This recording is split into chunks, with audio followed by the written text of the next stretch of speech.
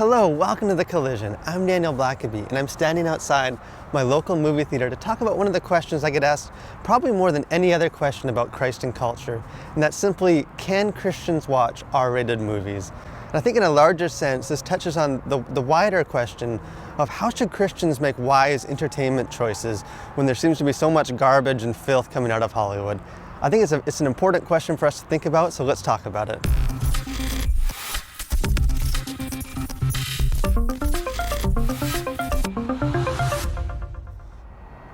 Well, I think the first thing for us to keep in mind is, as Christians, we are not called to live in a posture of fear. And I think we're actually approaching the question from the wrong way.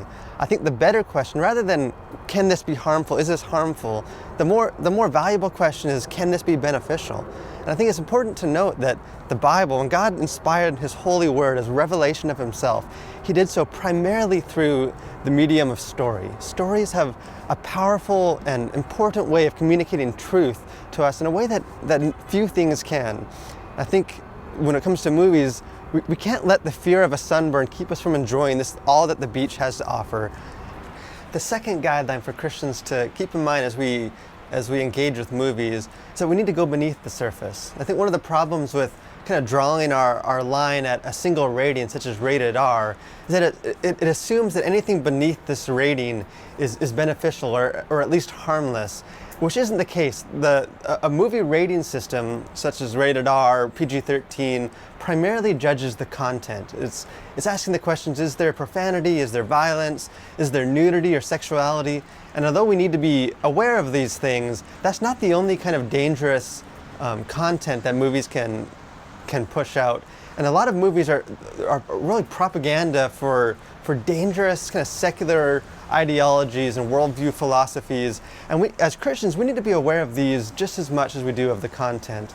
And I know children's movies are a minefield for this, where a lot of secular ideologies are kind of being preached to children, but because it's being preached without any profanity or violence or sex, many parents just assume that it's harmless and that we plop our kids in front of it, and for an hour and a half we allow Hollywood to preach its gospel, unaware of the danger that this is posing. So as Christians, we need to be aware of the content and the bad stuff in movies, but we also need to be aware of what's the message, what's being said beneath the surface, which in some ways can be even more harmful than what we see.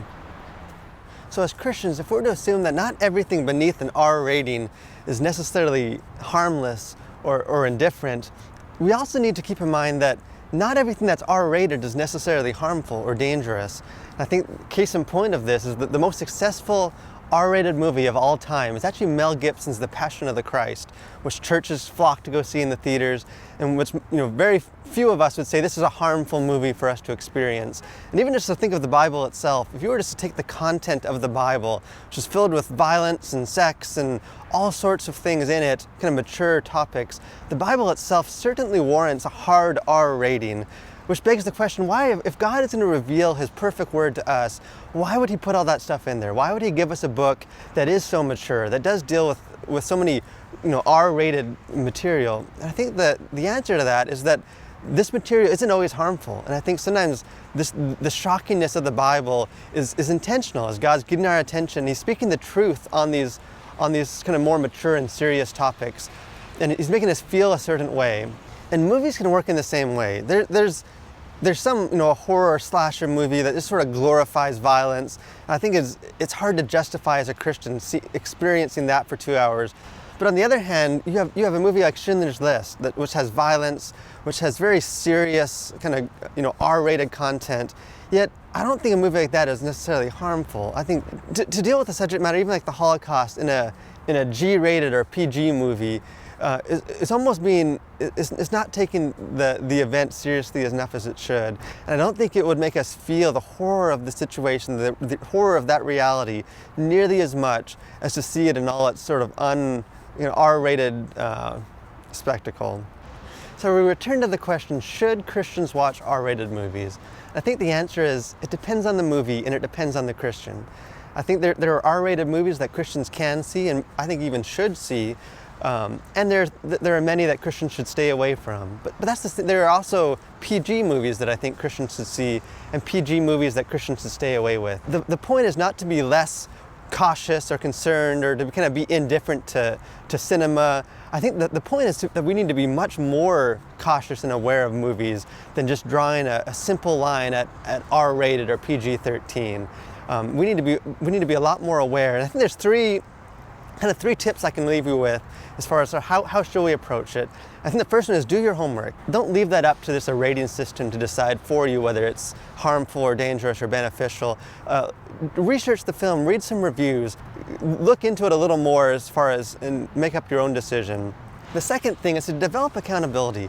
If there's a movie that you don't have a piece about, you're kind of questioning, you're not sure if it's going to be a harmful or beneficial movie, wait till it comes out of theaters, watch it at home, and watch it with a group. Watch it with either friends or family, someone that you trust, and hold yourself accountable that if you're watching the movie and it's starting to present things that you're not comfortable with and you don't feel as honoring to God, that together with you and your accountability, you can turn it off or you can skip the scene. Make sure you have the power over the film. Don't let the film have power over you. And the third thing is this: we need to recognize and accept that there is some room for liberty and freedom in this matter. This is not a black or white issue. We need to not let this issue cause division among us as the church. We need to not judge those that maybe are more accepting of films than we are, or that feel more comfortable before God in watching a film that we may not feel comfortable with. But our salvation does not hinge upon this issue. We need to be careful that we don't make it a bigger issue than it is. It's okay to talk to each other about this, to ask, but what about this? Why are you comfortable with this? Aren't you worried about this?